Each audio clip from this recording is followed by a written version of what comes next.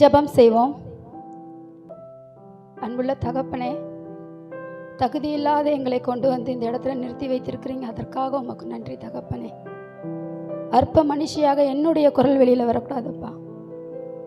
என்ன ரேமா வார்த்தையை கொடுக்கணும்னு நீங்கள் நினைக்கிறீங்களோ அந்த வார்த்தையை உங்களுக்கு கொடுக்க கிருபைகளை செய்யுங்கப்பா. நாங்கள் சிறுகுவோம், நீர் பெருகுவோமாக இருக்க கிருபைகளை செய்யுங்க. நீர் உங்களை முதலாவது நாங்கள் உண்மை வரவேற்கிறோம் தகப்பனே. இந்த இடத்துல இந்த இடம் முழுக்க நீங்கள் நிரம்பி இருக்கிறதற்காக உமக்கு நன்றி செலுத்துகிறோம். யார் என்ன இருதயங்களில் வந்திருக்காங்களோ அப்பா எங்களுக்கு தெரியாது, ஆனாலும் நீங்கள் உங்கள் இருதயங்களை ஆராய்ந்து அறிகிற தேவனாக இருக்கிறீங்கப்பா. அதற்காக உமக்கு நன்றி செலுத்துகிறோம். இந்த வார்த்தையை பலப்படுத்துங்க. இந்த வார்த்தையானது இருதயத்துக்குள்ளே போக கிருபைகளை செய்யுங்க. ஆசீர்வதிங்க, பலப்படுத்துங்க. இயேசு கிறிஸ்துவின் மூலம் ஜெபங்களும் ஜீவனுள்ள பிதாவே, ஆமென். இன்றைய ரேமா வார்த்தை என்னென்னா, தலைப்பு நான் கொண்டு வந்தது என்னென்னா, உண்மையுள்ள துதியும் ஆராதனையும். ஆனால் இங்கே உள்ள துதியும் ஆராதனையும் பார்த்ததும் ஒரு நிமிஷம் நான் என்ன பண்ணிட்டேன், அசந்து போயிட்டேன். நான் கேட்டது 4ஆம் தேதி கேட்டேன். பாஸ்டர் திடீர்னு சொல்லியிருக்காங்க, நான் என்ன ரெடி பண்ணுறதுன்னு எனக்கு தெரியலையே அப்படின்னு சொன்னோடனே, உண்மையுள்ள துதி ஆராதனையை பற்றி நீ பேசுன்னு சொல்லி சில நபர்களை குறித்து எனக்கு சொன்னாங்க. நான் சொன்னேன், சரிப்பா நான் பேசுகிறேன்னு சொல்லிட்டு வந்தேன். ஆனால் நான் இங்கே உட்கார்ந்தது ஆரம்பித்ததில் இருந்து உள்ளே என்ட்ரானதுலேருந்து தேவ ப்ரெசன்ஸை நான் இதுவரையும் அதிகமாக உணர்ந்து கொண்டு இருக்கிறேன். என்னால் நின்று பேச முடியல. அந்த அளவுக்கு இந்த இடத்துல ப்ரெசன்ஸ் ஆவியானவர் நிரம்பி இருக்கிறாரு. அதற்காக நான் முதலாவது நன்றி செலுத்துகிறேன். ஏன்னா அந்த அளவுக்கு இந்த இடத்துல துதிக்கிறீங்க, ஆராதிக்கிறீங்க. நான் மனசார நம்புகிறேன். நம்மளுக்குள்ளே இருக்க மன மாற்றம் தான் இந்த ஆராதனைக்கு நம்ம என்ன பண்ணுறோம், விட்டு கொடுக்குறோம். என்னன்னு பார்த்தீங்கன்னா, வாய் விட்டு மனதார துதித்து ஆராதனை உண்மையாய் செய்யும் போது தான் எல்லாவற்றிலும் தேவன் நமக்கு என்ன தராராம், வெற்றி கிடைக்க செய்கிறார். நம்ம என்னைக்கு பாஸ்டர் சொல்கிறாங்களே, கடமைக்கு சொல்கிறாங்களேன்னு சொல்லிட்டு நம்ம கையை உயர்த்தி நம்ம மனசார இல்லாமல் வேடிக்கை பார்த்துட்டு வீட்டில் உள்ள ஒரு சிந்தனையோட, பெண்களுக்கு 1000 சிந்தனைகள், ஆண்களுக்கு அதன் மேலே சிந்தனைகள் அதிகமாக இருக்கும், பிரச்சனைகள் அதிகமாக இருக்கும். ஆனாலும் இந்த வாசலில் நம்ம நிற்கும் பொழுது, ஆணுடைய சமூகத்துக்கு வரும்பொழுது எல்லாவற்றையும் அங்கேயே விட்டுட்டு நம்ம உள்ளே வர்றதுக்கு தான் அந்த பகுதியை வச்சுருக்காங்க. காலணிகளை எப்படி நம்ம கீழே அகற்றி விட்டுட்டு வரோமோ அது மாதிரி எல்லா பிரச்சனைகளும் அங்கே அகற்றி விட்டுட்டீங்க. நீங்கள் உள்ளே வரும்பொழுது தான் அந்த ப்ரெசன்ஸை நீங்கள் முழுசாக உணர முடியும். தேவ வார்த்தையானது உங்கள் இருதயத்துக்குள்ளே பேசும். அந்த பேசுகிற வார்த்தை இருதயத்துக்குள்ளே போய் அதுதான் உங்களுக்கு கிரியை செய்து உங்களுடைய வாழ்க்கையில் எல்லாவற்றையும் என்ன பண்ணும், வெற்றி சிறக்க செய்யும். மன மாற்றம் கண்டிப்பாக ஒவ்வொருத்தருக்கும் வேணும். இன்றைக்கி இந்த வார்த்தையானது நம்ம இருதயத்தில் போய் மனதை மாற்ற கிருபை செய்வார். இயேசுவை ருசிக்க வேண்டும், அதுதான் உண்மையான ஆராதனை. அவரை ருசிக்கும் பொழுது தான் நம்ம உண்மையாக ஆராதிக்க முடியும். பாஸ்டர் சொன்னாங்க, தம்பி அழகாக பாடினாப்புல ஒரு பாட்டு, எபினேசரே எபினேசரே, அந்த சாங்கு அது முத ரிலீஸ் ஆன அன்னைக்கு தான் ஃபுட் ஃபீடிங் ஆரம்பிச்சிருக்கிறோம். அன்னைக்கு சும்மா போட்டுட்டு போட்டாங்க. எங்களால் ஒரு நிமிஷம் கூட அந்த ஒவ்வொரு வரிகளும் எங்களை அழ வச்சது. அந்த பாட்டு பார்த்தீங்கன்னா எப்படி சொல்கிறது, ஒரு தாய் கர்ப்பத்தில் பிள்ளையை எடுக்கும் போது அந்த வயிறு பதறும் பார்த்தீங்களா, ஒரு சின்ன குழந்தை கீழே விழுந்துட்டா கூட அந்த பிள்ளை பதறும் வயிறு. அந்த மாதிரி அந்த பாட்டானது அவ்வளோ ஒரு கருத்துள்ள பாட்டு. எங்களுடைய வாழ்க்கையில் பார்த்தீங்கன்னா பயங்கரமாக அது பேசும். நிறையா அந்த வார்த்தையில் இருக்கிற ஒவ்வொரு வரிகளும் பார்த்திங்கன்னா உண்மையுள்ள வரிகள். எங்களை இது நாள் வரையும் கொண்டு இன்றைக்கி இந்த இடத்துல எங்களை நிறுத்தி வச்சுருக்குதுன்னா அந்த அளவுக்கு நாங்கள் உடைக்கப்பட்டோம். அந்த பாட்டு பார்த்திங்கன்னா ஒவ்வொரு வரிகளும் ரொம்ப ஒரு சமாதானத்தை கொடுக்கும், சந்தோஷத்தை கொடுக்கும். அது கேட்கும்போது என்றைக்குமே இது நாள் வரையும் கேட்குறோம், இன்றைக்கி வரையும் அதை கேட்கும்போது என் கண்ணிலேருந்து கண்ணீர் வந்துட்டு தான் இருக்குது. ஏன்னா அதை உண்மையாக நம்ம என்ன பண்ணுறோம், ருசிக்கும் போது கண்டிப்பாக அதில் என்ன பண்ணும், நமக்கு ஆனந்த கண்ணீர்கள் என்ன பண்ணும், வரும். சங்கீதம் 34:8 கர்த்தர் நல்லவர் என்பதை ருசித்து பாருங்கள், அவர் மேல் நம்பிக்கையாக இருக்கிற மனுஷன் பாக்கியவான். என்ன சொல்கிறாங்க, கர்த்தரை என்ன பண்ணணுமா, நம்ம ருசித்து பார்க்கணுமா. ருசித்து பார்க்கும் பொழுது தான் அவர் மேலே நமக்கு நம்பிக்கை வருது. நம்பிக்கை வந்தால் தான் நம்ம என்ன பண்ணுறோம், பாக்கியவனாக இருக்க முடியும். எல்லாவற்றிலையும் நம்ம என்ன பண்ணுறோம், பாக்கியவனாக இருக்கணும்னு ஆசைப்படுறோம். ஆனால் அதுக்கு என்ன காரணம், நம்மக்கிட்ட என்ன தடைகள் இருக்குதுன்னு சொல்லி நம்ம இந்த வேதத்தில் பார்க்கலாம். வேதத்தில் வந்து பார்த்திங்கன்னா சில நபர்கள் இருக்காங்க, அவங்கள பற்றி நம்ம பார்க்கலாம். அவங்களாம் எப்படி இந்த ஆசீர்வாதங்களை பெற்றுக்கொண்டாங்க, துதி, உண்மையுள்ள துதி ஆராதனை என்னன்னு சொல்லி பார்க்கலாம். அன்னாளை பற்றி பார்க்குறோம். 1 சாமுவேல் 1ஆம் அதிகாரம் 2 வசனத்திலேருந்து 10 வசனம் வரைய. அவனுக்கு 2 மனைவிகள் இருந்தார்கள். ஒருத்தி பேர் அன்னாள், மற்றவர் பேர் பெனினாள். பெனினாளுக்கு பிள்ளை இருந்தார்கள், அன்னாளுக்கோ பிள்ளை இல்லை. அந்த மனுஷன் சீலாவிலே சேனைகளின் கர்த்தரை பணிந்து கொள்ளவும் அவருக்கு பலியிடவும் வருஷந்தோறும் தன் ஊரிலிருந்து போய் வருவான். அங்கே கர்த்தரின் ஆசாரியனான ஏலியின் 2 குமாரனாகிய ஒப்பினியும் பினகாசும் இருந்தார்கள். அங்கே எல்கானா பலியிடும் நாளிலே அவன் தன் மனைவியாகிய பெனினாளுக்கும் அவளுடைய எல்லா குமாரருக்கும் குமார்த்திகளுக்கும் பங்கு போட்டு கொடுப்பான். அன்னாளை சிநேகித்தபடியினால் அவளுக்கு இரட்டிப்பான பங்கு கொடுப்பான்.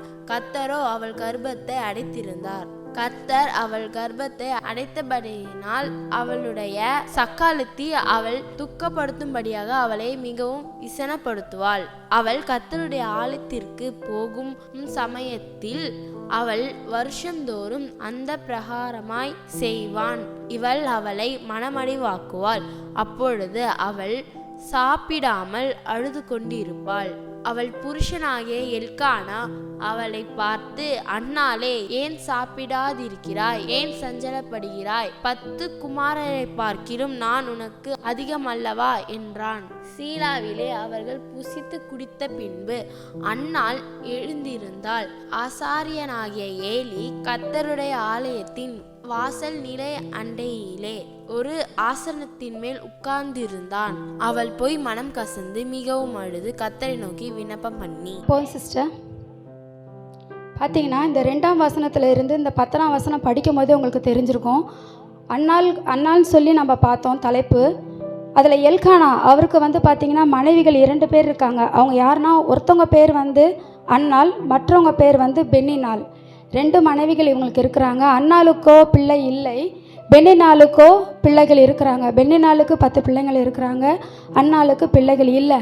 அந்த இடத்துல தேவன் என்ன பண்ணாங்க, அவங்களோட கர்ப்பத்தை அடைச்சி வச்சுருந்தாங்க. எதுக்குன்னா அது ஒரு ஆசீர்வாதம். இப்போ நமக்கு நினைப்போம், இன்றைக்கி நீ பாஸ்டர் வாக்குத்தத்தம் கொடுத்துட்டாங்க, நமக்கு வாக்குத்தத்தம் நிறைவேறிடணும், இந்த வாரம் நிறைவேறிடணும், 7 நாளில் நிறைவேறோன்னு சொல்லி நம்ம நினச்சிட்ருக்கோம். அது ஒவ்வொன்றுக்கும் ஆண்டவர் நம்மளை புடமிடுவாங்க. பாஸ்டர் வந்து வாக்குத்தத்தம் சர்ச்சில் ஒவ்வொருத்தரையும் கூப்பிட்டு என்ன பண்ண மாட்டாங்க, சொல்ல மாட்டாங்க. இந்த வருடத்தில் முதல் வாரத்தில் வாக்குத்தத்தம் கொடுத்துருப்பாங்க பாஸ்டர். அப்போ இந்த வாக்குத்தத்தம் இருக்கிற 200 பேருக்கும் கொடுக்குறப்போ ஒவ்வொருத்தரும் அந்த ஆசீர்வாதத்தை சொல்லுவாங்க, வந்து சாட்சியாக சொல்லுவாங்க, பாஸ்டர் வந்து இந்த மாதத்தின் வாக்குத்தத்தை கொடுத்தாங்க, அந்த வாக்குத்தத்தின் மூலம் என் குடும்பத்தில் இந்த காரியங்கள் நடந்தது, தேவன் எங்களை ஆசீர்வதித்தாருன்னு சொல்லுவாங்க. ஏன்னா ஒவ்வொருத்தரும் என்ன பண்ணுறாங்க, மனதை மாறனால தான், மனம் மாற்றம் அவங்களுக்குள்ளே வரனால தான் அந்த ஆசீர்வாதங்கள் என்ன பண்ணுறாங்க, பெற்றுக்கொள்கிறாங்க. அதே மாதிரி பார்த்தீங்கன்னா எல்கானாக்கு வந்து சொன்ன மாதிரி பெண்ணினாள் மேலே விருப்பம் இருந்தாலும் அன்னாள் மேலே அதிகப்படியான அன்பு இருக்கான். அந்த 5ஆம் அதிகாரத்தில் பார்த்தீங்கன்னா அவங்க சொல்கிறாங்க, கர்த்தரோ அவள் கர்ப்பத்தை அடைத்திருந்தார்னு சொல்லியிருக்காங்க. ஏன்னா இந்த இடத்துல பார்க்கும்போது 6ஆம் அதிகாரத்தில் பார்த்தீங்கன்னா ஒவ்வொரு நாளும் அந்த பெண்ணினாள்ங்கிறவங்க என்ன பண்ணுறாங்க, அண்ணாளுடைய இருதயத்தை துக்கப்படுத்திக்கிட்டே இருக்கிறாங்க. ஒரு குழந்தை இல்லை, கல்யாணம் ஆகி ஒரு மாதம் பொறுத்திருப்பாங்க, 2 மாதம் பொறுத்திருப்பாங்க, 3ஆவது மாதத்துலேருந்து என்ன கேட்க ஆரம்பிப்பாங்கன்னா, என்ன சிஸ்டர் உங்கள் வீட்டில் விசேஷம் இல்லையா, என்ன சிஸ்டர் உங்கள் வீட்டில் விசேஷம் இல்லையான்னு சொல்லி கேட்க ஆரம்பிச்சிருப்பாங்க. அப்போது அண்ணாளுக்கு பார்த்தீங்கன்னா பிள்ளை இல்லைன்னு சொல்கிறாங்க, பெண்ணினாளுக்கு 10 பிள்ளை இருக்குன்னு சொல்கிறாங்க. அப்போ எவ்வளோ காலம் அவங்க வெயிட் பண்ணியிருப்பாங்கன்னு பாருங்கள். அந்த இடத்துல தேவன் வந்து அவங்களோட பொறுமைகளை பார்க்குறாரு. அவங்க வந்து என்ன பண்ணுறாங்கிறத பாருங்க. இப்போ பார்த்தீங்கன்னா மனைவியாகிய நம்ம வீட்டில் இருந்துட்டு என்ன தெரியுமா சொல்லுவோம், நீங்கள் வந்துட்டு சர்ச்சுக்கு வர மாட்டேங்கிறீங்க, பிள்ளைங்களும் வர மாட்டேங்க, அதனால் நானும் போகலை, இந்த வாரம் நான் வீட்டில் இருந்துக்கிறேன்னு சொல்லிட்டு உட்காந்துக்குவாங்க. பாஸ்டர் வந்து கேட்கல என்ன அப்படின்னு சொல்லுவாங்க. சில பேர் என்ன சொல்லுவாங்க, பிரதர் நான் என்ன தான் ப்ரேயர் பண்ணாலும் எனக்கு என்ன பண்ணலை, எந்த விடுதலையும் கிடைக்கல பிரதர்ன்னு சொல்லுவோம். நம்மளுடைய பொறுமையும் நம்மளுடைய எதிர்பார்ப்பையும் நம்ம பார்க்குறோம். ஆனால் அவர் சொன்ன வாக்குறுதியை நம்ம காப்பாற்றுறோமா, அதான் மனதார துதிக்கணும் நம்ம. அதே மாதிரி தான் அண்ணால் என்ன பண்ணுறாங்க, எல்கானா வந்து அந்த ஒவ்வொரு வருஷமும் பார்த்திங்கன்னா தீபாவளி பொங்கல் வந்து ஒரு குலதெய்வம் கொண்டாட்டம் மாதிரி செய்கிறாங்க இல்லையா. அப்போ அந்த காலத்தில் செய்யும் பொழுது அண்ணால் என்ன பண்ணுறாங்க, போய் ஒரு இடத்துல உட்காந்துக்குவாங்க. எல்கானா தான் என்ன பண்ணுவார், அந்த சபையில் வேலையில் போய் என்ன வேலைகளை செய்யணுமோ பலியிடுறது எல்லாமே செஞ்சார். ஆனால் என்னைக்கு அன்னாள் அவங்க துக்கத்தை மறந்துட்டு 8ஆம் வசனத்தில் பார்க்கும்போது அவள் புருஷனாகிய எல்கானா அவனை பார்த்து, அன்னாலே ஏன் அழுகிறாய்? ஏன்னா அவங்க என்ன பண்ணல, போய் சொல்லலை, எந்த குறையும் சொல்லலை கணவர்கிட்ட. பென்னினாள் வந்து அவங்க இருதயத்தை என்ன பண்ணுறாங்க, ஒவ்வொரு நாளும் கஷ்டப்படுத்துகிறாங்கன்னு சொல்லி சொல்லலை, வேதனைப்படுத்துகிறாங்கன்னு சொல்லி சொல்லலை. அங்கே எல்லாம் ஒரே சந்தோஷம் சமாதானத்தோடு இருக்கிற இடத்துல அன்னாள் மட்டும் என்ன பண்ணுறாங்களாம், துக்கம் முகமாய் உட்காந்துருக்காங்க. அப்போ எல்கானா அவங்களுக்கு ஆறுதல் சொல்கிறாரு. ஆனால் அந்த ஆறுதல் கூட அவங்களுக்கு என்ன பண்ணலை, மனதை என்ன பண்ணலை, சமாதானப்படுத்தலை. அந்த நேரத்தில் அவங்க எழுந்து போய் என்ன பண்ணுறாங்க, ஆண்டுடைய சமூகத்தில் உட்கார்ந்து அந்த இடத்துல அழுது ஜெபிக்கிறாங்க. அப்பா அப்படின்னு சொல்லி மனதார உண்மையாக அந்த இடத்துல துதிச்சு ஆராதனை செய்யும் பொழுது அங்கே வெளியில் இந்த சபையில் ஏலிங்கிறவர் உட்காந்து பார்த்துட்ருக்காரு. ஏன் இந்த பெண் வந்து இந்த உள்ளே வந்து உட்காந்து அழுது புலம்பிகிட்டு இருக்காங்க? ஏன்னா இவங்க வந்து வெளியில் கொண்டாட்டம் இருக்கிறனால இவங்க என்ன நினச்சிட்டாங்க, ஓ இவங்க மது அருந்திட்டு போய் இந்த மாதிரி புலம்பிட்டு உட்காந்துருக்காங்க போலன்னு தான் அவர் பார்த்துட்ருக்காரு. ஆனால் இவங்க ஏன் அழறாங்கன்னு சொல்லி அவங்களுக்கு மட்டும்தான் தெரியும். அழுது கண்ணீர் விட்டு ஜெபிக்கிறாங்க. அப்போ போய் இவர் கேட்குறாரு, ஐயா என்னை தப்பாக நினைக்காதீங்க, என்னுடைய மன கசந்து நான் என்ன பண்ணுறேன், இந்த இடத்துல ஆண்டவர்கிட்ட நான் விண்ணப்பம் பண்ணுறேன், துதிக்கிறேன், ஆராதிக்கிறேன்னு சொல்லி அவர் அந்த இடத்துல சொல்லும் பொழுது அவர் சொல்கிறாரு, 18வது வசனம் பார்க்கும்போது, அப்பொழுது அவள், உம்முடைய அடியாளுக்கு உம்முடைய கண்களிலே தயை கிடைக்க கடவது என்றாள். பின்பு அந்த ஸ்திரீ புறப்பட்டு போய் போஜனம் செய்தாள். அப்புறம் அவள் துக்கமுகமாய் இருக்கவில்லை. அப்பொழுது அவள் என்ன சொல்றா, உம்முடைய அடியாளுக்கு உம்முடைய கண்களிலே தயை கிடைக்க கடவது என்றாள். அப்போ ஏலி என்ன சொல்றார், 17வது வசனத்தில் பார்த்தீங்கன்னா, அதற்கு ஏலி சமாதானத்துடனே போன்னு சொல்றாரு. என்ன சொல்கிறாங்க, நீ சமாதானமாக நீ போமா, உனக்கு கண்டிப்பாக என்ன பண்ணுவார், பதில் அளிப்பாருன்னு சொல்கிறாரு. அவங்க என்ன பண்ணுறாங்க, கிளம்பி அவங்க என்ன பண்ணுறாங்க, கண்களில் தயவு கிடச்சிதுன்னு சொல்லிட்டு வந்துட்டு என்ன பண்ணுறாங்களாம் பார்த்தீங்கன்னா, பின்பு அந்த ஸ்திரீ புறப்பட்டு போய் போஜனம் செய்தால் அப்புறம் அவள் துக்கமுகமாய் இருக்கவில்லை.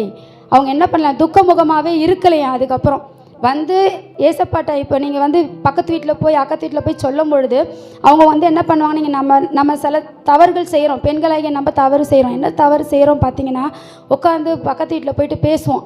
என்ன சொல்லுவோன்னா, சிஸ்டர் எங்கள் வீட்டில் இவ்வளோ பிரச்சனை, எங்கள் வீட்டுக்காரர் என் கணவரால் இவ்வளோ பிரச்சனை, என் பிள்ளையால் இவ்வளோ பிரச்சனைன்னு சொல்லி நம்ம இன்றைக்கி பேசிடுவோம். என்றைக்காவது ஒரு சூழ்நிலைகள் வரும்போது அவங்க என்ன பண்ணுவாங்கன்னா, நம்மளை குத்தி காட்டுவாங்க, அவங்க பேசுவாங்க, நீ சரி கிடையாது, நீ தான் ஒழுங்கு இல்லை, நீ அங்கங்கே போய் எல்லா இடத்துலையும் சொல்கிறேன்னு சொல்லி நம்ம மனசை என்ன பண்ணுவாங்க, வேதனைப்படுத்துவாங்க. ஆனால் அண்ணால் போய் எங்கேயுமே உட்காந்து அழலையே. அவங்க எங்கே போனாங்க, ஆண்டவருடைய ஆலயத்தில், ஜப ஆலயத்தில் போய் என்ன பண்ணுறாங்க, உட்காந்து அந்த இடத்துல கண்ணீர் விட்டு மனம் கசந்து அழுது ஜெபிக்கும் பொழுது அவங்க என்ன பண்ணலாம், திரும்பி வரும்போது அவங்க மனம் என்ன ஆயிடுச்சு, ஃப்ரீ ஆகிடுச்சு. அதே மாதிரி தான் நம்மளும் என்ன பண்ணணும், நம்மளுக்கு எந்த கஷ்டம் வந்தாலும் சரி, போராட்டம் வந்தாலும் சரி, மனதார அவரை ஆராதனை செய்து துதித்து ஜெபிக்கும் பொழுது அந்த இடத்துல என்ன பண்ணுறீங்க, நீங்களும் வெற்றிகளை பெறுறீங்க. ஒவ்வொரு ஆசீர்வாதமும் நம்ம கையில் தான் இருக்குது. பெண்களாகிய நம்ம என்ன செய்கிறோம்னா, வீட்டில் நிறைய நேரங்கள் இருக்கும். சில பேர் வீட்டில் இருக்கிறோம், சில பேர் வேலைகளுக்கு போகிறோம். எனக்கு வேலைக்கு டைம் ஆயிடுச்சு சிஸ்டர், என்னால் ஜெபிக்க முடியல, என்னால் முடியல சிஸ்டர்னு சொல்கிறீங்க. ஆனால் கர்த்தருக்குன்னு காலையில் எழுந்த உடனே ஒரு மணி நேரம், நம்ம எப்படியும் 6 மணிக்கு எழுந்துருவோம், அதை கொஞ்சம் தியாகம் பண்ணி ஒரு 5 மணிக்கு எழுந்து நம்ம ஜெபித்து ஆராதனை செஞ்சு ஒரு மணி நேரம் நம்ம ஜெபிச்சா போதும். கர்த்தர் கண்டிப்பாக அந்த 1 மணி நேரத்துக்குள்ளேயே ஒரு சின்ன துதிக்கணும், ஒரு ஆராதனை செய்யுங்க, பாவ அறிக்கை செய்யுங்க, மற்றவர்களுக்காக ஜெபம் பண்ணுங்க, பைபிள் வாசிங்க, உங்கள் குடும்பத்துக்காக நீங்கள் ஜெபம் பண்ணி பாருங்கள். அந்த 1 மணி நேரம் ஜெபமானது எவ்வளோ ஒரு விலையேற பெற்றதுன்னு உங்களுக்கு அப்போ தெரியும். அப்போது நம்ம வீணான டைமை செலவு பண்ணாமல் நம்ம என்ன பண்ணணும், அந்த நேரங்களை நம்ம செலவு செய்யணும். 2வது நபராக பார்க்கலாம், யோனாவை பார்க்கலாம். ஆண்டவருடைய வார்த்தைக்கு கீழ்ப்படிஞ்சு அந்த மீனானது என்ன பண்ணுது, யோனாவை கரையில் வந்து கக்கி விடுது. சரிங்களா, அதே மாதிரி தான் யோனாவும் அதுக்கு அடுத்தது பார்த்திங்கன்னா, ஆண்டவருடைய வார்த்தைக்கு கீழ்ப்படிஞ்சு அந்த வார்த்தை அவர், ஏன்னா அவரை மனதார அவரை துதித்து ஆராதனை செய்யும் போது தான் ஆண்டவர் என்ன பண்ணுறாரு, 2வது செக்ஷனில் அவர் எதெல்லாம் நினச்சாரோ அதுக்கும் மேலே ஏசப்பா என்ன பண்ணாங்க, யோனாவை ஆசீர்வதித்து அந்த ஆசீர்வாதத்தை அவர் பெற்றுக்கொண்டார். அதனால தான் அவர் பைபிள் என்ன பண்ணியிருக்காரு, இடம் பெற்றிருக்கிறார் யோனாவும். 3வது நபராக தானியேலை பார்க்கலாம். தானியேல் 6ஆம் அதிகாரம் 10ஆம் வசனம்.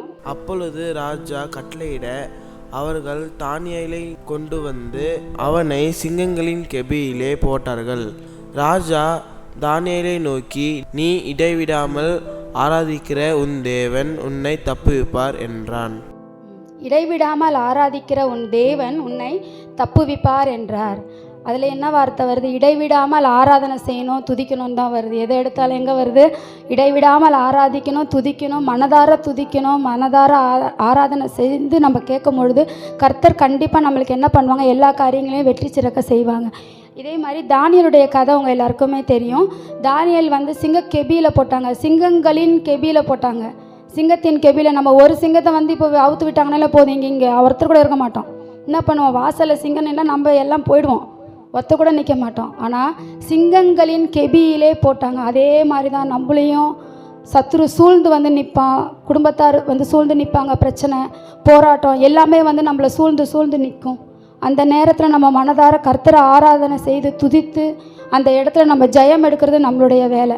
நம்ம என்ன கர்த்தருக்கு வந்து உண்மையாக மனதார ஆராதனை செய்யும் பொழுது தான் எல்லா பிரச்சனையிலேருந்து போராட்டத்துலேருந்து பாஸ்டர்னு சொல்லிட்டு ஒரு பிரதர் வந்து சொன்னாங்களாம், பாஸ்டர் எனக்கு என் மனைவிக்கு ரொம்ப பிரச்சனை, நீங்கள் என்ன பண்ணுங்கள், நாங்கள் டைவர்ஸ் வாங்குறோன்னு சொல்லிட்டோம். ஆனால் அவங்க என்ன ஊர் பஞ்சாயத்து வச்சு அந்த பஞ்சாயத்தில் வந்து எங்களை பிரித்து விட்றதா பேசிட்டாங்க. பாஸ்டர் நீங்கள் இன்றைக்கி என்ன பண்ணுங்கள், உட்காந்து நல்லா ஜெபம் பண்ணுங்கன்னு சொல்லிவிட்டு எனக்காக நீங்கள் ஃபாஸ்டிங் போடுங்க பாஸ்டர், நான் போயிட்டு என்ன செய்யுதுன்னு கேட்டு நான் சொல்கிறேன், அதுவரை நீங்கள் ஃபாஸ்டிங்கில் இருக்கணும்னு சொன்னாராம். சரி இந்த பிரதர் இப்படி சொல்லிட்டு போயிட்டாங்களேன்னு சொல்லிட்டு பாஸ்டர் என்ன பண்ணாங்களாம், சர்ச்சில் வந்து உட்காந்து இன்றைக்கி அந்த பிரதருக்காக நம்ம கண்டிப்பாக ஃபாஸ்டிங் இருந்து கணவனும் மனைவி ஒன்றா சேர்ந்து இங்கே வந்து நமக்கு சாட்சி சொல்லணும்னு சொல்லிட்டு பாஸ்டர் உட்காந்து ஃபாஸ்டிங்கில் இருந்தாங்களாம். ஈவினிங் 6 மணி ஆகிடுச்சான், 7 மணி ஆகிடுச்சான், 8 மணி ஆகிடுச்சான். அந்த பிரதர்கிட்ட வந்து ஃபோன் வரலன்னொடனே பாஸ்டருக்கு பயம் வந்துருச்சான். ஐயோ இந்த தம்பி வேற போனாப்லே, தனியாக வேற போனாங்க, என்ன பண்ணாங்களோ தெரியலையே, நம்ம எதுக்கும் ஃபோன் பண்ணி கேட்போமேன்னு சொல்லிட்டு பாஸ்டர் என்ன பண்ணுறாங்க, பசு கொடுமை அவராலையும் முடியல, ஃபோன் பண்ணி தம்பி என்னப்பா பண்ணுறீங்கன்னு கேட்டால், பாஸ்டர் மத்தியானம் வந்த உடனே மட்டன் பிரியாணி போட்டாங்க பாஸ்டர், சிக்கன் 65 வச்சாங்க பாஸ்டர், முட்டை வச்சாங்க, நல்லா சாப்பிட்டோம் பாஸ்டர், தூங்கிட்டோம் பாஸ்டர், உங்களை சுத்தமாக எனக்கு ஞாபகம் இப்போ நீங்கள் ஃபோன் போட்டோம், ஐயோ நம்ம பாஸ்டர் ஃபாஸ்டிங் இருக்க சொன்னோமேன்னு. அப்போது இதே மாதிரி தான் நம்ம என்ன திரும்ப சொல்லுவோம், நம்ம வீட்டில் உள்ள பிரச்சனைக்கு, பாஸ்டர் எங்கள் வீட்டில் பயங்கர பிரச்சனை பாஸ்டர், நீங்கள் ஃபாஸ்டிங்கோடு வந்துருங்க அப்படின்னு சொல்லி பாஸ்டர் ஃபாஸ்டிங் போட்டுட்டு, பாஸ்டர் அப்படி ஃபாஸ்டிங் இருந்தாருன்னா இந்த சபையில் எத்தனை பேர் இருக்கீங்கன்னு எனக்கு தெரியல. இன்றைக்கி நான் தான் பாலா பாஸ்டரை யோசித்து பார்த்தேன், பாஸ்டர் ஃபாஸ்டிங் போட்டாங்கன்னா இந்த இயர் முடிஞ்சு நெக்ஸ்ட் இயர் நம்ம புது வருஷத்துக்குள்ளே கடந்து போயிட்டே இருப்போம். அந்த அளவுக்கு நமக்காக என்ன பண்ணுவார் பாஸ்டர், ஃபாஸ்டிங் போடுவாங்க. ஆனால் அவங்க இருந்தாலும் என்ன பண்ணுறாங்க, அவங்க மேலே விழுந்த இந்த கடமையினால் ஆண்டவருக்கு நாங்கள் ஊழியம் செய்கிறோம், நாங்கள் கூலிக்கு பாத்திரவான்னு சொல்லி அவர் என்ன பண்ணுறாரு, உங்களுக்காகவும் உங்கள் குடும்பங்களுக்காகவும் உங்கள் பிள்ளைங்களுக்காகவும் யார் பாரப்பட்டு ஜெபிக்கிறது? உங்கள் பாஸ்டர், உங்கள் சர்ச்சு பாஸ்டர் தான் உங்களுக்காக ஜெபம் பண்ணுறாங்க, கண்ணீர் விட்டு அழறாங்க. இன்றைக்கி நாங்கள் வந்திருக்கலாம், இன்றைக்கி பேசலாம், நாங்கள் போயிடலாம். ஆனால் உங்களோட கூட இருந்து ட்ராவல் பண்ணுறது யாருன்னா பாஸ்டர்ஸ் தான். பஸ்ஸில் போகிறோம், கொஞ்ச நேரம் ஆள் கூட வருவாங்க, அப்புறம் ஒரு ஸ்டேஷனில் இறங்கிடுவாங்க. அவங்கக்கிட்ட பார்த்திங்கன்னா சில மணி நேரம் நம்ம கதைங்கள்லாம் சொல்லி பயங்கரமாக பேசி அழுதுட்டுலாம் வருவோம், சரிங்களா? ஆனால் அந்த அழுகை நான் யார்கிட்ட அழ சொல்கிறேன்னா, நான் செஞ்சதை நான் ஒன்று சொல்கிறேன், அதை நீங்கள் உங்கள் வீட்டில் வேணால் ட்ரை பண்ணி பாருங்கள். என்ன நான் பண்ணுவேன்னா, இந்த மாதிரி போராட்டம் மத்தியில் வர நான் எனக்கு எப்போ வர, அப்புறம் எப்படி உன் புருஷன் ஒழுங்காக இருக்கான்னு உனக்கு தெரியும் அப்படின்னு சொல்லி என்ன பேசுவாங்க. நான் ரொம்ப சண்டை போட்டு பார்த்தேன், கேட்கல, குடிக்காதீங்க, வீட்டில் இவ்வளோ பிரச்சனை இருக்குன்னு சொல்லி பார்த்தேன், கேட்கல அவங்க, நான் விட்டுட்டேன். அப்புறமா எனக்கு ஒருத்தவங்க ஆலோசனை சொன்னாங்க, நீ முட்டி போட்டு ஜெபம் பண்ணு, கர்த்தர் கண்டிப்பாக இதுலேருந்து உன்னை விடுதலை கொடுப்பாருன்னு சொன்னாங்க. நான் சின்ன விடுதலை தான் கேட்டேன், இன்றைக்கி ஆண்டவர் என்னை பெரிய விடுதலை கொடுத்துருக்காரு, பெரிய ஆசீர்வாதத்தில் இருக்கோம். இப்போ நாங்கள் எங்கே போனாலும் சரி, எல்லா இடத்துக்கும் நாங்கள் இந்த காரை கொடுக்கும்போது எங்கள் வீட்டில் கேட்டாங்க, நம்ம கையில் கார் வாங்குகிறோம், இந்த காரை வாங்கி நம்மளால் மெயின்டைன் பண்ண முடியாது, இதை வேணால் நம்ம ஓலா கேபில் கொடுப்போமா, ஏன்னா நாங்கள் சென்னையில் இருக்கனால நிறைய ஐடி ஃபீல்டு இருக்குது, அதில் வந்து நம்ம அட்டாச் பண்ணி விட்டுடலாம் அப்படின்னு கேட்டாங்க. நான் ஒரே ஒரு வார்த்தை சொன்னேன், வாயை மட்டும் அமைதியாக உட்காந்து வாங்கப்பா, கர்த்தர் வந்து இன்றைக்கி எடுக்கிறோமா, இன்னையிலேருந்து அந்த கார் நிற்காதுன்னு சொன்னேன். அதே மாதிரி இன்றைக்கி வரையும் நாங்கள் வந்து போன மாதம் ஏப்ரல் மாதம் எடுத்தோம் அந்த காரை, இது நாள் வரையும் ஒரு நாள் அந்த கார் எங்கள் வீட்டில் சும்மா நின்னதே கிடையாது. ஏன்னா ரொம்ப லாங் டிஸ்டன்ஸில் நாங்கள் போனோன்னா 4 பேர், என் பிள்ளைங்களே இப்போ பெரிய பிள்ளைங்களாக இருக்கிறாங்க. என் பொண்ணு வந்து பார்த்திங்கன்னா 8th ஸ்டாண்டர்ட் படிக்கிறா, பையன் வந்து 10th படிக்கிறான். ஒரு சின்ன வண்டி தான், அந்த வண்டியில் நாங்கள் 2 பேர் போகிறதே ரொம்ப கஷ்டம். ஆளை பார்த்தீங்க எப்படி இருந்தாருன்னு.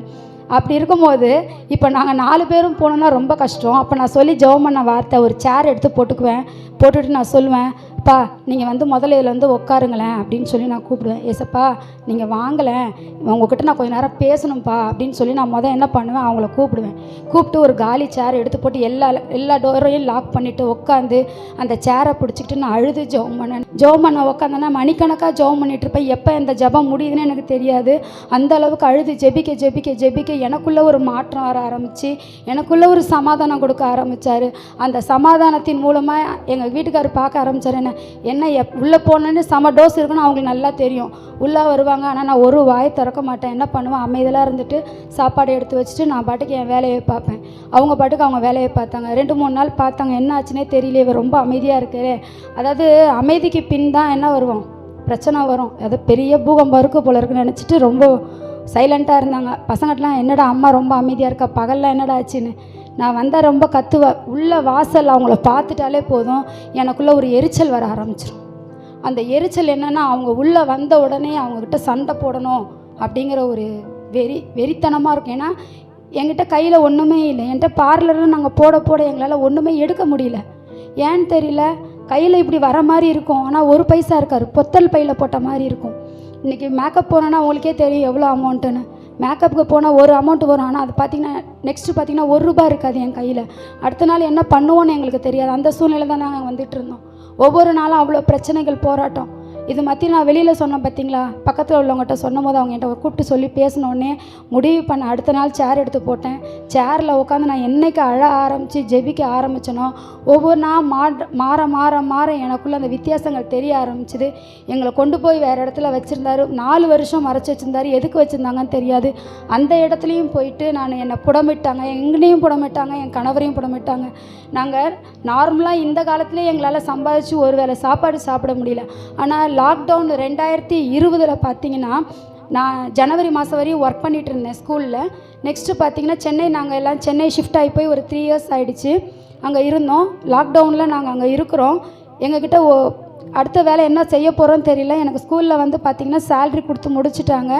நான் என்ன செய்ய போகிறதுன்னு தெரிய, ஏசப்பா நான் என்ன பண்ண போகிறேன்னு எனக்கு தெரியலையே, நீங்கள் தான் எங்களோட இருந்து எங்களுக்கு நீங்கள் சொல்லிக் கொடுக்கணும், ஒன்றொன்னே சொல்லிக் கொடுக்கணும். ஏன்னா ஆலோசனை சொல்கிறதுக்கு எங்களுக்கு யாருமே இல்லை. யார் சொன்னாலும் தப்பாக தான் எனக்கு சொல்லிக் கொடுக்குறாங்க. அதனால் அந்த ஆலோசனை எனக்கு கேட்க விரும்பல. நீங்கள் எனக்கு ஆலோசனை கொடுங்கன்னு சொல்லி நான் கேட்கும் பொழுது ஆண்டவர் என்கிட்ட பேச ஆரம்பித்தாங்க. என்னோடய சேல்ரி வர நான் என்ன பண்ணுவேன், எனக்கு வந்து ஒரு 6 மந்த் 7 மந்த் சேல்ரி வந்தது. கையில் சம்பளம் வந்த உடனே நான் ஜெபம் பண்ணிக்கிட்டு இருப்பேன். இந்த சம்பளத்தை கொண்டு போய் எல்லாருக்கும் கொடுன்னு சொல்லி பிரித்து கொடுக்க சொல்லுவாங்க. அந்த ஏரியாவில் அப்படியே ஃபேஸை காட்டுவாங்க, ஏசப்பா இவங்களுக்கு நீ இன்றைக்கி போய் கொடுன்னு சொல்லி. நான் இவங்க வந்தவொடனே சொல்லுவாங்க 8 மணி 9 மணி ஆகும் வரதுக்கு. பரவாயில்ல, இவங்க திட்டுவாங்க, இந்த நேரத்தில் போய் ஒருத்தவங்க வீட்டில் போய் நிற்கிறதா தப்பு இல்லையான்வாங்க. இல்லை நம்ம போவோம், எனக்கு இன்றைக்கி சொல்லிட்டாங்க, இன்றைக்கி நான் கொண்டு போய் கொடுத்தே ஆகணும்னு சொல்லிட்டு அந்த காசை எடுத்துகிட்டு நான் போவேன். போய் பார்த்தா அவங்க சொல்லுவாங்க, இன்றைக்கி நைட்டு நான் என்ன செய்கிறதுன்னு தெரியாமல் உட்காந்து நாங்கள் போனவுடனே சிஸ்டர் பால் வாங்க காசு இல்லைங்களா சிஸ்டர், கொஞ்சம் கோச்சிக்காதீங்க சிஸ்டர் அப்படின்னாங்க. அக்கா நீங்கள் தண்ணி கொடுத்தீங்கன்னா கூட போதும்க்கா, எங்களுக்கு வேறு ஒன்றுமே வேணான்னு சொல்லிட்டு தண்ணி வாங்கிட்டு அந்த காசை அவங்க கையில் கொடுக்கும்போது அவ்வளோ ஒரு சந்தோஷத்தை பார்த்துட்டு அவங்க சொல்லுவாங்க, இன்றைக்கி நைட்டு நான் சாப்பாடு என்ன செய்கிறதுன்னு யோசிச்சுட்டு இருந்தேன், நீங்கள் காசு கொண்டாந்து கையில் கொடுத்துருக்கீங்கன்னு. அந்த மாதிரி எங்களோட சேல்ரி எல்லாமே லாக்டவுனில் வெளியில் தான் நான் கொடுத்தேன். ஆனால் எப்படி எங்களை போஷிச்சாருன்னு எனக்கு தெரியாது. ஆசீர்வாதத்தின் பெருக்கம் எதுன்னு பார்த்தீங்கன்னா, மனதார துதிச்சு ஆராதனை நம்ம செய்யும் பொழுது இந்த சபையானது என்ன பண்ணோன்னா இன்னும் அதிகமான விரிவாக்கப்படும். நெக்ஸ்ட் இயர் பார்த்திங்கன்னா பாஸ்டர் சொல்லுவாங்க, சிஸ்டர் இடமே பத்தலை எங்கள் சர்ச்சில், நாங்கள் இன்னும் அதிகமாக அதை விரிவாக்கப்படுத்தணும். அதுக்கு யாருன்னா நம்ம தான் முழு காரணம். என்னென்னா விசுவாசியாக நம்ம என்ன பண்ணோம், பாஸ்டரோட இணைஞ்சி பாஸ்டர் அம்மாவோட இணைஞ்சி நம்ம என்ன பண்ணணும், மனதார துதிச்சு ஆராதனை செய்யும் பொழுது இங்கே இருக்கிற தடைகள், பாஸ்டர் சொன்ன மாதிரி எல்லா தடைகளும் கட்டுகளும் உடையும் பொழுது இந்த இடத்த சுற்றி இருக்கிறவங்களோட பிளெஸ்ஸிங்ஸ் அவங்க பார்த்து அவங்க என்ன பண்ணுவாங்க, இன்னும் இந்த சிஸ்டர் இந்த சர்ச்சுக்கு போகிறனால தான் இவங்க அமைதல் ஆயிட்டாங்களா அப்படின்னு சொல்லி அவங்க என்ன பண்ணுவாங்க, உங்களை பார்த்து சாட்சியாக இந்த இடத்துக்கு வரணும். நம்ம இங்கே ஒரு மாதிரி சர்ச்சை தாண்டனோடனே ஒரு மாதிரி நம்ம என்ன பண்ணக்கூடாது, இருக்கக்கூடாது. ஆண்டவர் நமக்குள்ளே வந்துட்டாருனாலே ஆட்டோமேட்டிக்காகவே நம்மளை பற்றி வித்தியாசத்தங்களை என்ன யார் பார்ப்பா, பக்கத்தில் உள்ளவங்க பார்ப்பாங்க, நம்ம வீட்டில் பார்ப்பாங்க, நம்ம பிள்ளைங்க பார்ப்பாங்க. நம்மளுடைய கடமை என்னென்னா நம்ம பிள்ளைங்களுக்கு சொல்லணும், காலையில் எழுந்தோடனே ஜெபம் பண்ணியா, எழுந்தோடனே பிள்ளைக்கு டீயை கொடு காஃபியை கொடுன்னு பார்க்காதீங்க. பிள்ளைங்க நல்ல ஜீவனை கொடுத்து கடவுள் வச்சுருக்காரு இல்லையா? பிள்ளைங்கள் எழுந்த உடனே அவங்களுக்கு என்ன சொல்லுங்கள், பைபிள் எடு, டெய்லி ஒரு அதிகாரத்தை வாசி. பெரிய பிள்ளைங்களாக இருந்தால் ஒரு அதிகாரத்தை வாசிக்க சொல்லுங்கள்.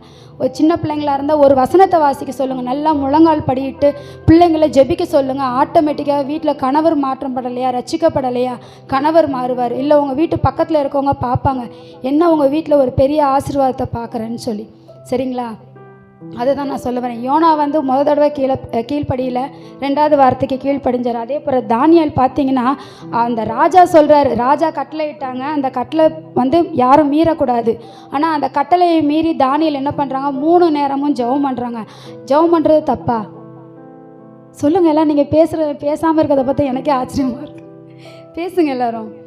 ஜெபம் பண்ணணும். ஆனால் ஜெபம் பண்ணனால தப்புன்னு சொல்லி அவர் என்ன பண்ணுறாங்க, கொண்டு போய் சிறைப்பிடிச்சிட்டு போயிடுறாங்க. போயிட்டு சிங்கங்களின் கெபிக்குள்ளே போட்டுடுறாங்க. போடும்போது ராஜா சொல்கிறாராம், நீ இடைவிடாமல் ஆராதிக்கிற உன் தேவன் உன்னை தப்புவிக்க என்னவா இருக்கு, வல்லவராக இருக்கிறார் என்று சொல்கிறாரு. சொல்லிட்டு ஆனால் ராஜா என்ன போய் சிங்கம் கெபிக்குள்ளே விழுந்த தானியேல் என்ன நிம்மதியாக தான் உட்காந்துருக்கிறாரு. அவரை சுற்றி சிங்கம்லாம் என்ன பண்ணுச்சு, அமைதியாக உட்காந்து பார்த்துட்டு இருக்கு. ஒரு சிங்கத்தை பார்த்தாலே நமக்கு முடியாது. ஆனால் சிங்கங்களின்னு சொல்லும் போது அங்கே எத்தனை சிங்கம் இருந்துச்சோ நம்மளுக்கு சொல்ல தெரியல. அப்போது நிறைய சிங்கம் இருக்க இடத்துல தானியேல் சமாதானமாக தான் உட்காந்துருந்தார். ஆனால் ராஜாவால் என்ன பண்ண முடியலையா, நிம்மதியாக தூங்க முடியல. காலையில் எழுந்து வேலை என்ன பண்ணுறார், ராஜா ஓடி வந்து என் தாசனாகிய என்ன சொல்கிறாங்க அந்த இடத்துல பார்த்தீங்கன்னா 20ஆம் வசனம் பாருங்கள், 6ஆம் அதிகாரம். ராஜா கெபியின் கிட்ட வந்தபோது துயர சத்தமாய் தானியேலை கூப்பிட்டு, தானியேலே, ஜீவனுள்ள தேவனுடைய தாசனே, நீ இடைவிடாமல் ஆராதிக்கிற உன் தேவன் உன்னை சிங்கங்களுக்கு தப்புவிக்க வல்லவராய் இருந்தாரா என்று தானியேலை கேட்டான். இதில் பார்த்தீங்கன்னா அவங்க ராஜா என்ன பண்ணுறாராம், வந்து துயர சத்தமாக தான் கூப்பிட்டாரு. வந்து என்ன பண்ணலை, ராஜா எப்படி இருப்பார், கம்பீரமாக இருப்பார். அவர் தான் அந்த கட்டளையை கொடுத்தாரு. அவர் என்ன பண்ணணும், தைரியமாக வந்து அவன் செத்துட்டானா இல்லையான்னு பார்க்கணும். ஆனால் அந்த இடத்துல அவர் துயரமாக வந்து நின்று என்ன சொல்கிறாரு, என் தேவனுடைய தாசனே அப்படிங்கிறாரு. என்ன சொல்கிறார், தேவனுடைய தாசனே, ஜீவனுள்ள தேவனுடைய தாசனே. தாசனேன்னு கூட சொல்லலை, என்ன சொல்கிறாரு, ஜீவனுள்ள தேவனுடைய தாசனேன்னு சொல்கிறாரு. அதுதான் நம்ம ஜீவனுள்ள தேவனை ஆராதிக்கும் பொழுது கண்டிப்பாக நமக்கு எல்லாவற்றிலையும் விடுதலையும் வெற்றியும் கிடைக்கும். அவரை செய்தாலும் சரி செய்யாவிட்டாலும் சரி, நம்ம அவர் மேலே நம்ம உண்மையாகவும் அவர் மேலே நம்ம பற்றுதலாகவும் இருந்தோன்னா போதும், கர்த்தர் கண்டிப்பாக நம்மளை என்ன பண்ணுவாங்க, ஆசீர்வதிப்பாங்க. இந்த ஆண்டு உங்களுக்கு பாஸ்டர் கொடுத்த வாக்குத்தத்தின் பிரகாரம் எல்லாம் ஜெபிங்க, விசுவாசத்தோடு ஜெபிங்க. கர்த்தர் கண்டிப்பாக எல்லா காரியங்களும் என்ன பண்ணுவாங்க, வாய்க்க செய்வாங்க.